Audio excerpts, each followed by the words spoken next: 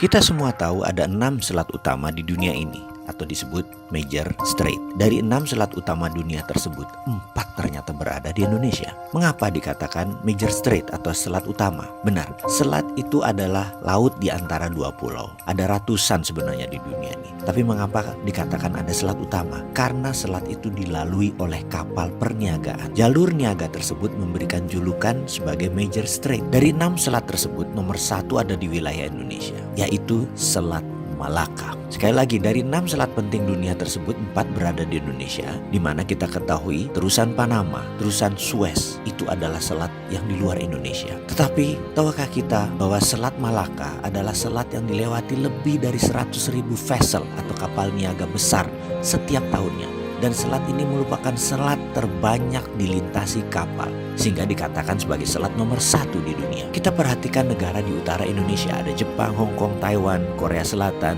Cina, di mana semuanya adalah negara produsen besar di dunia. 20% vessel mereka ke Amerika Utara, 80% kapal niaga mereka menuju arah Asia Timur, Asia Tenggara, Afrika, dan Eropa.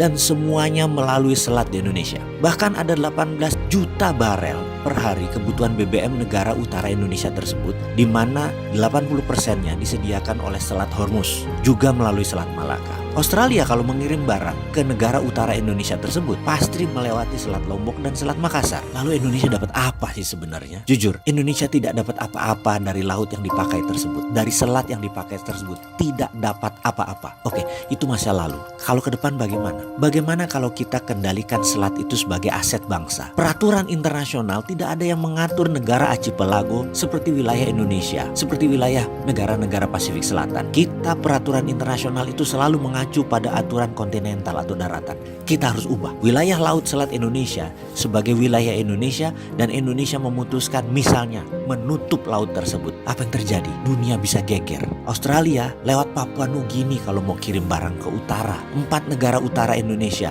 Cina, Jepang, Korea, Taiwan, muter lewat Papua Nugini. Tidak usah pakai Selat Malaka. Gak bisa masuk lewat Natuna. Atau kalau mau ya melipir lewat sisi Thailand dan melipir lewat sisi Malaysia di Selat Malakanya. Pokoknya kalau mau melewati wilayah Indonesia, bayar asuransi senilai 1% dari nilai barang. Kita tahu barang yang lewat tersebut ada lebih dari 2 triliun dolar atau 2.000 billion. Jadi kalau itu kita asuransikan atau kita pajakin versi kita dengan nama asuransi, kita mendapatkan lebih dari 250 triliun per tahun. Dan ini untuk devisa negara. Akankah negara adik kuasa seperti Cina dan Amerika marah besar? Pasti. Beranikah kita melawan dan mempertahankan hak kita? Harus berani. Itu namanya revolusi.